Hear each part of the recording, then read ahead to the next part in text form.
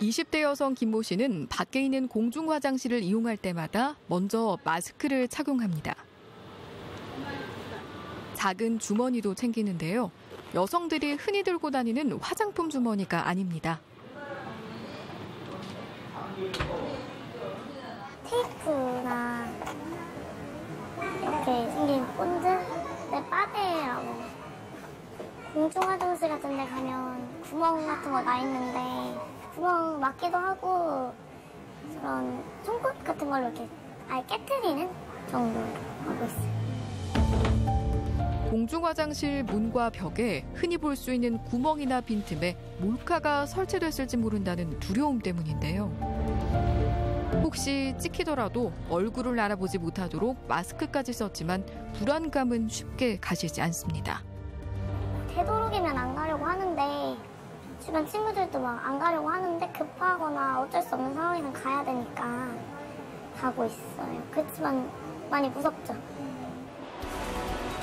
화장실뿐만이 아닙니다. 대중교통을 이용하거나 계단을 올라갈 때 누군가의 스마트폰이 나를 향하고 있지는 않은지 수시로 확인하는데요. 개인적인 공간이라 해도 마음을 놓을 수 없습니다. 뭐 메일이나 어떤 앱 같은 거를 잘못 다운을 받으면 해킹이 당해서 집에서는 좀 편하게 있잖아요. 그런 경우에도 다 찍힐 수 있다고 하더라고요.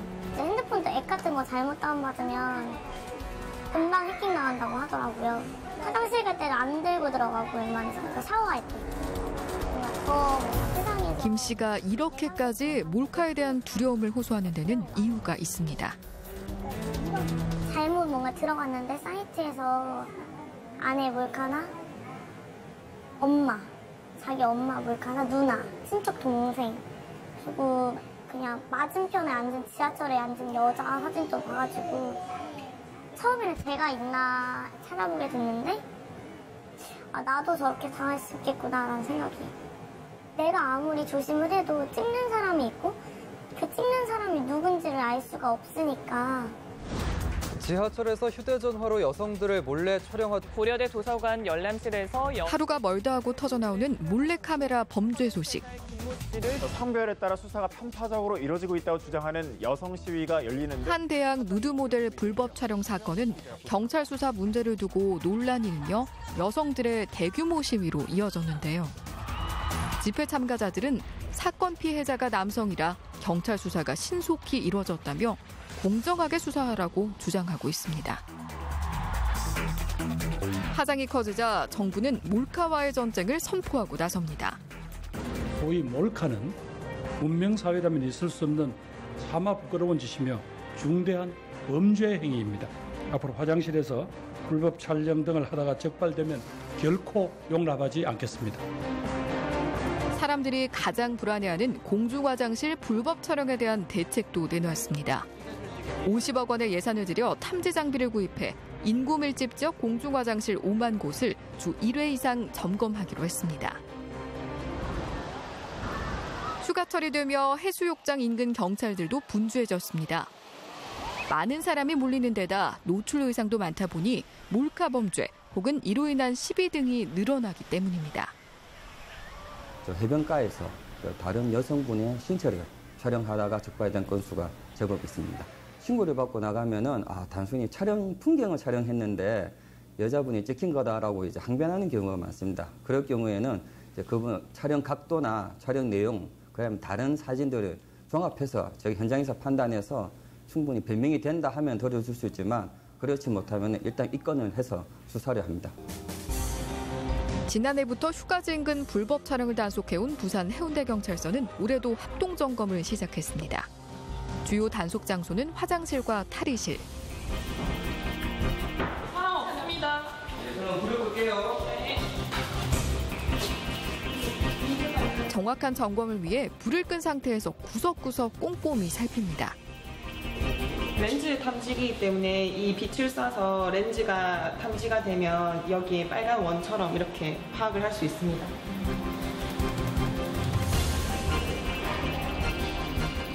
카메라 등 전자기기에서 발생하는 전파를 탐지하는 방식으로도 몰래 설치된 카메라를 찾아냅니다.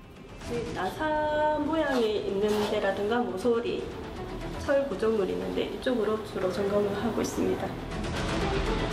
여름 휴가철마다 설치되는 간이 샤워실도 불법 카메라 점검 대상입니다. 저희가 상시 이렇게 점검을 하지만 아직까지 불법 촬영 기기가 발견된 적은 없습니다. 불법 촬영에 대한 불안감이 커지면서 대학가나 지자체에서 자체적으로 화장실을 점검하는 일도 늘고 있는데요. 현재까지는 적발된 카메라가 없지만 여성들은 여전히 불안하다는 반응입니다. 사실은 공중 화장실도 좀 위험하고 그러니까 이런데 화장실 진짜 그 다음부터 계속 봤어요. 구멍이 있나 없나. 그러니까 오늘도 오면서 저희가 휴게소에서 화장실 들렸었거든요. 근데 조금 불안하긴 하더라고요. 화장실에 막 뭐를 붙여놔가지고 그렇게도 찍는다고 들은. 아무래도 공중 화장실이 특히 더 제가 어떻게 뭐 찾아볼 수가 없는 거니까 아무래도 가장 불안하게 느껴지는 것 같아요. 일각에서는 화장실 몰카에 대한 불안감이 과장된 것이라고 이야기하는데요. 화장실에 조그만 구멍에 설치한다고만. 카메라가 이만하다고 중요한 게 아니에요. 걔도 설치 못해요. 설치 기사가 떠야 돼요. 그럼 걔도 설치비가 설치비만 50만 달라고 해요, 그거는. 그리고 이런 시스템까지 다 사야 되잖아요. 이게 녹화가 되는 게 아니잖아요.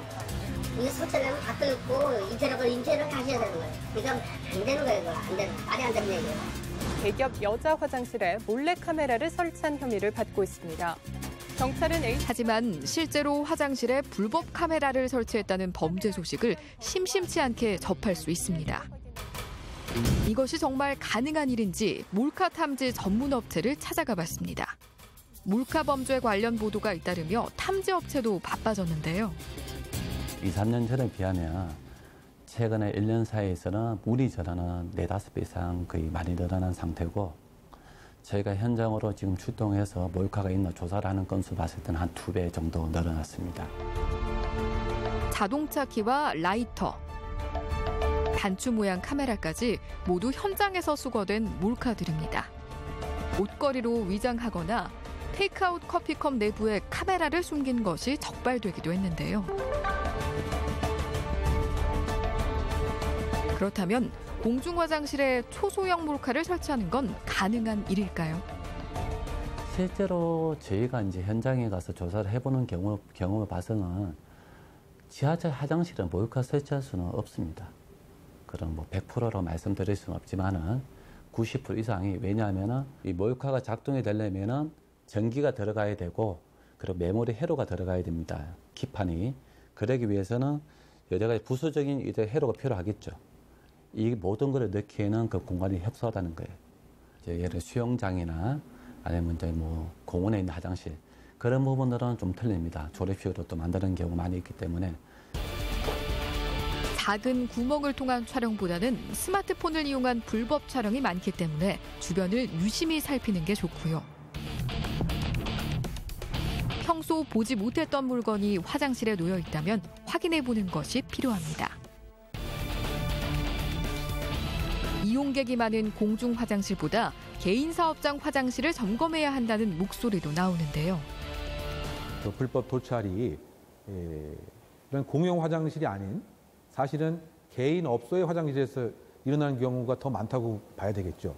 그런데 그런 경우에는 이 업주들이 이제 동의를 해야 그거 같은 이제 검색을 할 수 있는 것인데, 그것까지는 사실은 이렇게 커버를 이제 못한 이제 문제가 있고요. 근데 안 하는 것보단 뭐 낫다고 생각됩니다. 왜냐하면 이거 내가 설치해놨는데 이 장비로 검색이 되겠구나. 그러다 보면 내가 알려질 수도 있겠네라고 하는 하나의 범죄 억지력이 분명히 있긴 있겠죠. 그렇다면 불법 촬영은 왜 이렇게 늘고 있는 걸까요? 먼저 스마트 기기 보급을 들 수 있습니다. 언제 어디서든 마음만 먹으면 몰래 촬영이 가능하기 때문인데요. 2012년 2천여 건이던 불법 촬영 적발 건수는 2017년 3배 가까이 급증, 스마트폰 보급 시기와 일치합니다. 감쪽같이 위장이 가능한 변형 카메라, 일명 몰카가 아무런 제재 없이 팔리고 있다는 것도 문제입니다. 이거 사는 데는 문제가 없는 거죠? 전혀 문제 없어요. 저희가 도마 칼을 팬다고 해서 문제되는 건 없잖아요. 이게 정식으로 인증이 된 거고. 근데 이거를 사용자가 불법으로 사용했을 때가 문제가 되는 거죠. 위장형 카메라는 전자파 유해성 인증만 통과하면 판매에 아무런 문제가 없습니다. 무분별하게 팔려나가는 위장형 카메라의 심각성을 일깨우기 위해 지난해 국감 현장에서는 실제 위장형 카메라가 등장하기도 했는데요. 물을 마십니다. 물도 마실 수 있는데요. 이것을 내리면 카메라가 설치돼 있습니다. 정부는 국회에 계류 중인 변형 카메라 판매업 등록제와 구매자의 인적사항 판매량 등을 확인할 수 있는 법률들을 조속히 입법 추진할 계획입니다. 만드는 사람과 파는 사람 또는 사는 사람들까지 좀 사전 등록제를 해서 도대체 어떤 경로로 얼마나 많은 양의 몰래 카메라 혹은 변장형 카메라가 만들어지는지 그리고 그게 얼마나 이렇게 소비되는지 이런 게 하나도 자료화된 게 없거든요. 그래서 사전 등록제 이런 내용을 담은 개정안을 저희가 냈죠. 불법으로 찍은 영상이 돈벌이가 된다는 것도 문제입니다. 촬영부터 유통까지 상업적인 조직이 형성될 정도인데요. 몇 년 전 세간을 떠들썩하게 한 워터파크 몰카 사건 역시 수십만 원의 아르바이트비를 갖고 몰래 촬영을 한 것으로 밝혀져 충격을 줬습니다. 이게 수익 구조로 생각하는 사람도 있습니다. 상당 부분의 양을 특정 사이트에 올리게 되면 거기에 해당되는 만큼 자신이 아르바이트식의 버금가는 돈을 받게 됩니다. 그런데 이것을 요구하는 수요층이 상당 부분이 있다 보니까 마치 수요와 공급이라고 하는 하나의 시장이 형성되는 문제도 분명히 있는 것입니다. 즉 상업적인 수익 구조도 이와 같은 범죄를 증가시키는 숨은 요인이 있다 생각됩니다. 사람들이 왜 이런 기기를 사서 이렇게 힘들게 설치를 해서 이런 과정을 하느냐라고 물어본다면 이것을 올릴 수 있는 마켓이 있기 때문이거든요. 유통 플랫폼이 있기 때문이에요. 실제 유통 플랫폼이 그동안 이것으로 굉장히 막대한 수익을 벌어왔어요. 정부는 불법 촬영 영상물 유통에 대해서도 엄단하기로 했는데요. 음란 사이트 운영자와 헤비 업로더 등을 집중 단속한다는 방침입니다. 나도 모르게 찍힌 불법 영상물. 이것이 더욱 심각한 이유는 유출이라는 2차 피해로 이어질 가능성이 크기 때문입니다. 실제로 몰카 피해를 인지하게 된 경우 피해자들이 가장 두려워하는 부분도 바로 불법 유출. 지난달 한 대학에서 누드 모델로 일을 하던 A씨는 수업 도중 불법 촬영이 이뤄진 것을 알게 됐습니다. 가해자에게 사과를 받고 곧바로 촬영물 삭제도 확인했지만 유출에 대한 공포와 불안감이 사라지지 않았습니다. 이렇게 끔찍한 일이 터졌고 일어났고 그러니까 혹시 내가 알고 있지 못할 뿐이지 충분히 내 앨범 사진들이 내가 일을 했을 당시에 그 사진들이 충분히 인터넷에 돌아다니고 있지 않을까. 사실 그것 때문에 더욱더 지금 현재는 제가 이 일을 잠깐 쉬고 있거든요. 실제로 영상이 유출된 피해자들은 정상적인 생활을 하지 못할 정도로 극심한 고통에 시달리게 되는데요. 이 영상을 누가 봤는지조차 알 수가 없잖아요. 가해와 피해 구도가 나와 누군가 특정 대상이 아니라 나와 사회가 되어버리는 거예요. 그래서 사회권 자체가 박탈되시는 경우가 많아요. 학교 다니시던 분들 다시 못 돌아가시고 직장 관두시는 분들도 많고 이런 식으로 사회적으로도 고립이 되고요. 한번 유출돼 퍼져나간 영상은 피해자가 직접 삭제하기도 어렵습니다.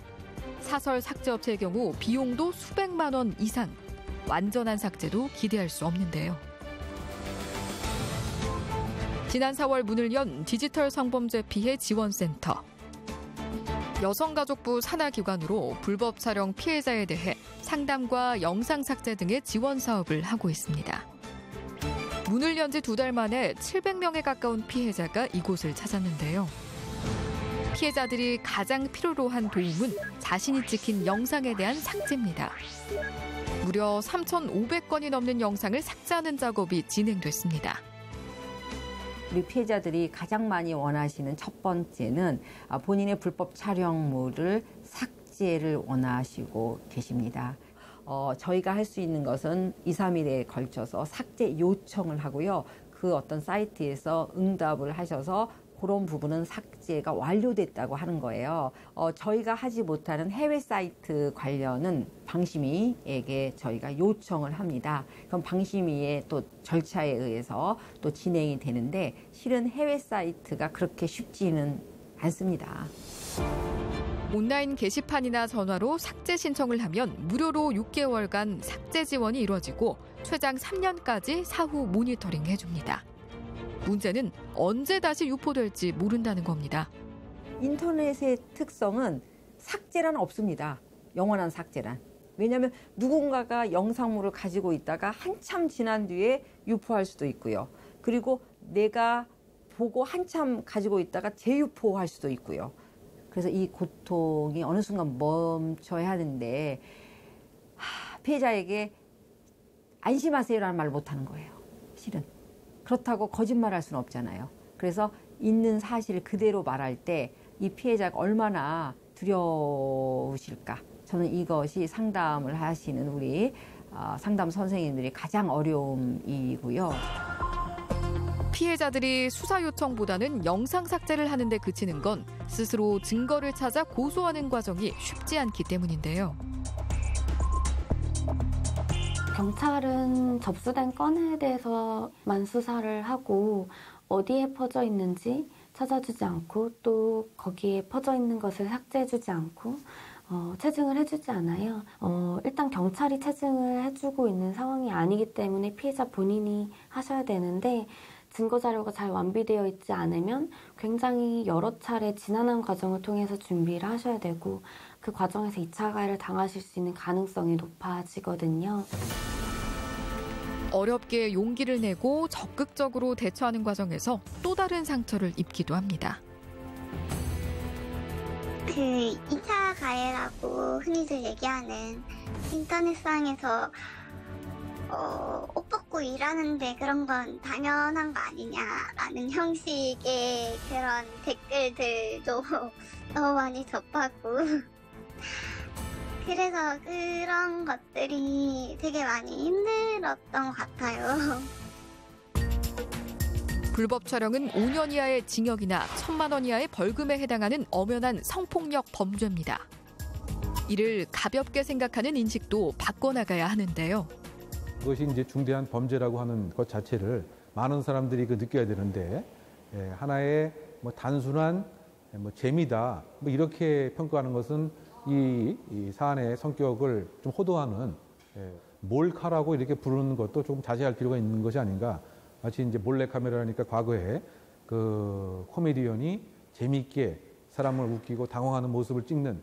그런데 이 사안의 본질이 그것이 아닙니다. 특히 그 가해자는 그와 같은 이제 왜곡된 이상 심리가 있다고 하지만 당사자, 특히 피해자 입장에서는 개인의 프라이버시가 완전히 침해되고 모든 사회생활에 치명적인 흠을 느낄 정도로 또 극단적인 선택을 하는 경우도 있기 때문에 지난해 한 여고 교실에 담임 교사가 초소형 카메라를 설치한 일이 발생했는데요. 어렵게 용기를 낸 해당 학교 학생들에게 당시 상황을 들어봤습니다. 야자하고 있는데 다 보는데 들어오셔가지고 그 칠판이 이렇게 있으면 분필통이 이쪽에 있잖아요. 거기에다가 뭘 이렇게 뒤적거리면서 뭘 놓더래요. 하다가 이제 맨 앞에 있던 애가 뭐가 이상해가지고 앞에 가서 본 거예요. 근데 꺼내보니까 그게 카메라였던 거죠. 교사는 학생들의 공부 태도를 지켜보기 위해서였다며 대수롭지 않게 넘기려 했다는데요. 쉬는 시간에 그냥 체육복도 대놓고 갈아입을 거고 책상 위에 걸터 앉는다거나 하면서 충분히 카메라에 그런 게 담길 수 있는 그런 상황이었고 근데 다행히도 애들이 쉬는 시간 되기 전에 그거를 발견을 했으니까 그게 그렇게 넘어갔지만 만약에 아무도 모르고 그냥 아무 경각심 없이 그냥 공부만 이렇게 했으면 정말 그런 일이 일어났을지도 모르죠. 해당 교사는 3개월 정직 처분만 받은 후 다른 학교로 복귀한 상태. 학생들은 불법 촬영 피해를 심각하게 여기지 않은 그릇된 인식이 문제라고 꼬집습니다. 아예 해임을 하고 그런 거였는데 이제 교단에 당당하게 선 거잖아요. 완전 그냥 암담하고 절망적이고 변하는 게 없구나 약간 그런 생각이 들었고. 실제로 몰카 범죄에 대한 처벌 수위는 매우 낮은 수준입니다. 한국 여성변호사회 자료에 따르면 대부분의 가해자가 벌금형에 그쳤고 징역형은 5% 수준이었습니다. 이렇게 잠깐의 실수로 아니 호기심으로 이렇게 했는데 이 사람의 인생을 망친 성범죄면 또 그 사람이 이후로 사회생활에 결정적인 또 피해가 되는 거잖아요. 당연한 건데 이제 그러다 보니까 이런 걸로 저 사람이 성범죄자로 평생 낙인이 찍혀서 그 사람의 인생이 뭔가 되게 망가지는 거 아닐까. 이제 이런 생각 계속 하게 되는 거예요. 그러다 보니 점점 이게 1심, 2심, 3심이 갈수록 계속 이제 감경되고 이렇게 되는 거죠. 근데 그것의 심각성을 인지하지 못하기 때문에 악순환이 되고 있는 거 아닌가라는 생각을. 정부는 오는 9월부터 영상 삭제 비용을 가해자에게 청구할 수 있도록 했고 불법 촬영 유포자에 대해서는 징역형으로만 처벌하는 법률 개정을 추진 중입니다. 사후 대책보다 중요한 건 예방입니다. 불법 촬영을 하나의 장난으로 치부하고 이를 소비하는 문화부터 바로잡아야 하는데요. 별 문제의식 없이 그냥 문화로 소비하시는 거고 또 본인이 소비하지 않아도 소비하고 있는 옆 사람에 대해서도 별 문제의식 없더라고요. 그냥 저러다 말겠지. 그냥 뭐랄까 방관한다고 할까요? 성문화에 대한 어떤 근본적인 어떤 변화, 인식 개선 저는 이게 필요하다고 생각을 하고 있고요. 만드는 사람도 문제, 또 거기에 막 재밌어하며 참여하는 사람도 문제, 그리고 유포하는 사람도 문제, 그리고 소비하는 사람도 문제 해서 저희가 단계별로 제작, 참여, 유포, 소비 이렇게 다양한 방식으로 지금 범죄가 이루어졌다라고 하는 어떠한 경각심을 저희가 가져야 하고요. 한순간 호기심으로 혹은 손쉬운 돈벌이를 위해 가해자의 의도가 무엇이 됐든 불법 촬영은 피해자를 사회에서 고립시키고 극단적인 선택까지 불러올 수 있는 중대한 성폭력 범죄입니다. 불법 촬영 근절을 위해서는 중장기적인 대책과 함께 타인의 고통을 대수롭지 않게 여기는 그릇된 인식에 대한 성찰이 이루어져야 합니다. 단발적으로 여론이 끓게 되면 한번 기자회견하고 그다음에 일단 보여주시기로 하고 그다음에 남물러라 이제 끝내고 그럼 이 이슈가 계속 똑같이 반복 발생하거든요. 그러니까 일단 일정한 일정표를 만들어서 이게 안전 더군다나 여성의 인권에 대한 보장이라고 하는 그 차원에서 국가의 중요한 어젠다로 삼는 것이 가장 시급하지 않나 생각됩니다. 사이버 성폭력은 누가 누구를 물리적으로 때려서 피해자가 아픈 게 아니잖아요. 그 공간을 매개로 하고 있다라는 거거든요. 그 공간에 누군가가 올려서 그걸 누군가가 다운받아 보고 그걸 성적으로 소비함으로써 피해자가 고통스러워하는 거거든요. 그래서 그런 유통 플랫폼 그리고 이것으로 돈을 벌고 있는 업체들에 대한 강력한 규제와 처벌만이 해결 방안이라고 생각합니다. 판문점에서 휴전 협정서에 최종적으로 서명했다.